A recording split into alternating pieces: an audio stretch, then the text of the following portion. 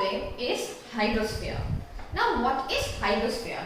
As I told you, hydrosphere means water and 3/4 of the earth is covered with water.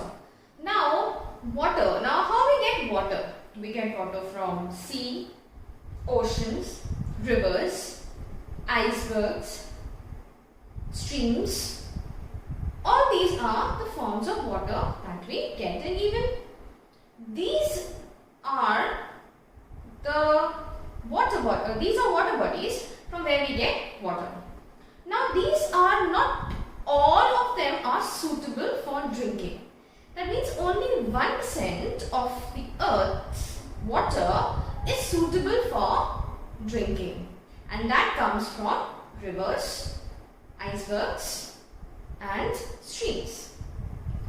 Whereas water in the ocean and sea is full of salts and other minerals.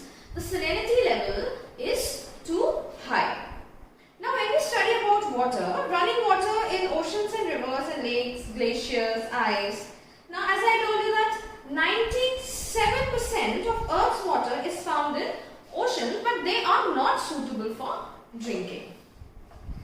Hence, despite of this, Earth is called a blue planet. And why so? Because when we see Earth from space, it looks blue, as 3/4 of the Earth is covered with water. The next topic is the last one, that is air or atmosphere. Now what is atmosphere? Atmosphere is a layer of air that surrounds the Earth. It has different layers. We had studied in the previous chapter about the different layer of atmosphere. Now when we studied about hydrosphere, the major part of the water is contained in the oceans. Now oceans are interconnected. Now how they are interconnected? You must see Indian Ocean, you have Pacific on the sides, you have Arctic, you have Antarctic, you have Southern Ocean, you have Atlantic. All these oceans are interconnected to each other. Now the ocean water is always moving, and the three chief movements of the ocean or sea are waves, tides and ocean currents. Now the 5 major oceans in the world are Pacific Ocean, Atlantic Ocean, Indian Ocean, Southern Ocean and Arctic Ocean, in order of their size as I told you. So the largest is the Pacific, then Atlantic, then Indian, Southern and then Arctic. So the Pacific Ocean is the largest. It spreads to about 1/3 of the world, of the earth. Mariana Trench is the deepest part of the earth that lies in the Pacific Ocean. The Pacific Ocean is almost circular in shape, and Asia and Australia, North-South America surrounds it. Now the Atlantic is the second largest, and it's almost like a S shape. It is between North and South America, Europe and Africa. So it is like a S shape. It's spread like an S shape. And it is also one of the busiest seaport in the world. Now it flanks to the north and the south side. It is irregular and indented. That means it doesn't have a proper coastline. It has irregular coastline because it is in a S shape. Now the Southern Ocean, then comes the Indian Ocean, named after the country, of course, India. And the shape of the ocean is almost triangular. In the north, it's bound by Asia, and in the south, it's bounded. On one side, it has Australia, and on the other side, it has Africa. Then we have the Southern Ocean, that is obviously encircled in the continent Antarctica.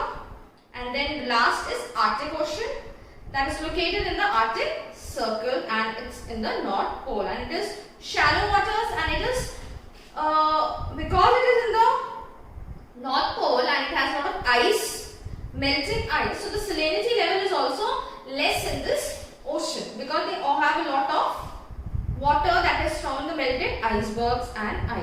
melted ice they get from.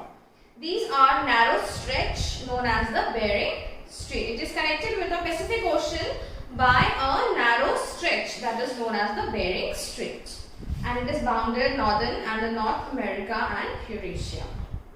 Then the next we will be studying about is atmosphere. Now what is atmosphere? Is the air. So it's the air that surrounds the earth. It's called atmosphere. It has different layers that we had already studied in the previous chapter. Now because of these layers of the sun, there is one layer that has the ozone layer, and that layer helps us from the ultraviolet, protects us from the ultraviolet rays of the sun from getting into on the earth straight. It acts as a boundary, you can say, and it protects us from the ultraviolet rays of the sun. Now the atmosphere extends up to a height of 16,000 kilometers, and it is divided into 5 layers. What are the 5 layers that we had studied? It has troposphere, stratosphere, mesosphere, thermosphere, thermosphere and ionosphere, then exosphere, and then after that it has space. Now almost atmosphere, when we talk about atmosphere, we talk about the composition also of atmosphere. Like it has 71% of nitrogen, 21% of oxygen, and 0.01% of other gases, and that has carbon dioxide as water vapor, xenon, krypton, neon. All these are the different gases that are also present in the atmosphere, but at a very less quantity. Now oxygen is something that obviously we need to breathe. It is one of the most important content in the air, that is oxygen. We all need oxygen to breathe, and even carbon dioxide, because oxygen and carbon dioxide and they are very important for plants, animals also. Now the density of atmosphere varies in height. Now how it varies in height? As you go up, the temperature decreases. Now you must have experienced this when you go to a hill station. When you go to a hill station, and like basically when you go to a hill station in summers too, because hill stations are cooler.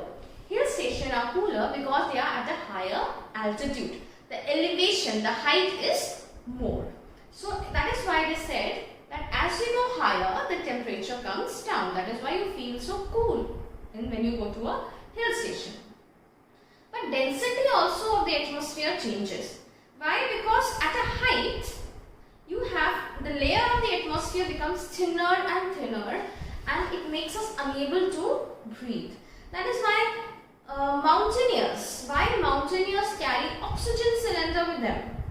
So they carry oxygen cylinder with them because as they climb, as they go to higher and higher altitude, as the height increases, the level of oxygen also becomes thinner and thinner.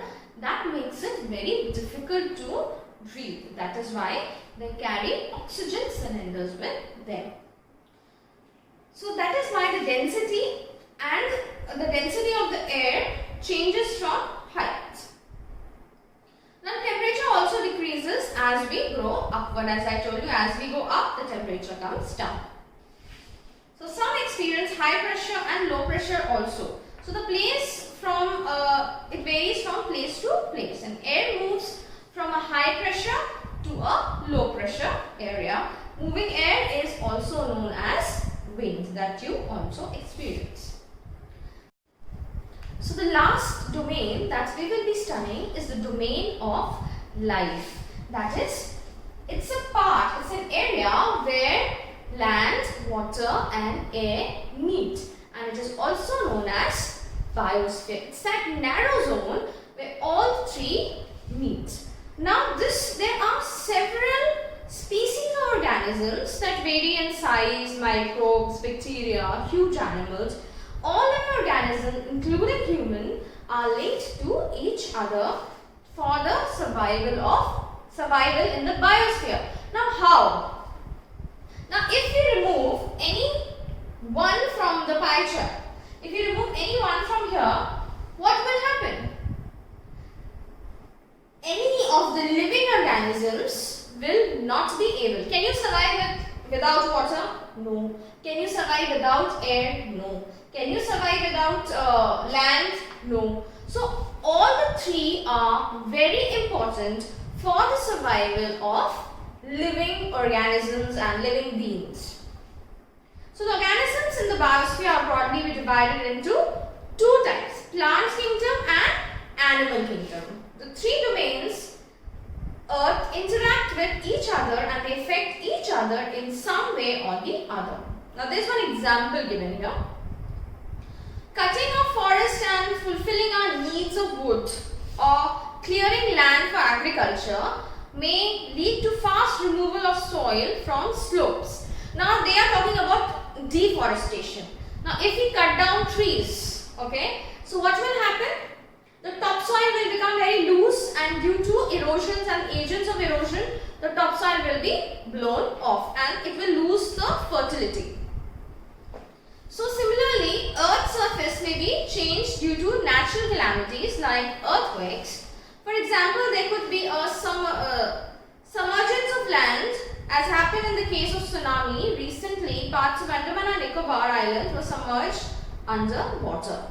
Discharge of waste. Now they are talking about another 2 examples. One is tsunami is also a natural calamity that happened because of an earthquake, right?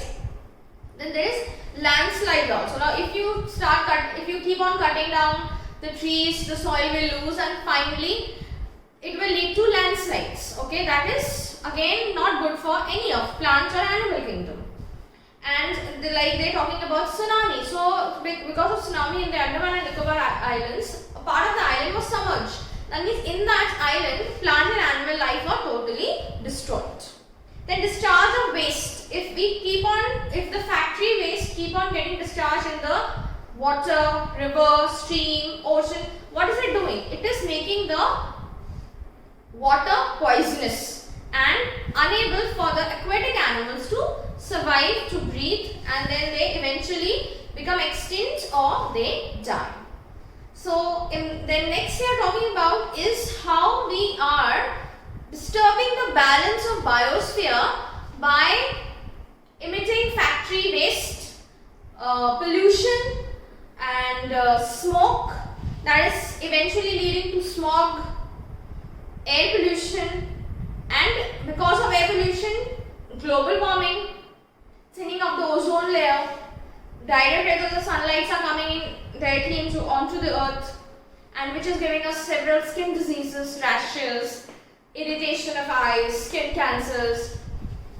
Then because of pollution and smog, our lungs are getting destroyed and we are unable to breathe. So they all are interrelated to each other. If one is destroyed, the other automatically get affected by it. So there has to be a balance on our earth. So there has to be a balance in the ecosystem, there has to be a balance in the biosphere so that all living beings can live happily with each other. That is interaction among each other in the ecosystem. So here we come to the end of the chapter, and I hope you have understood the chapter. Mark the answers and find the answers in your notebook, in your book, and write them in your notebook. Thank you.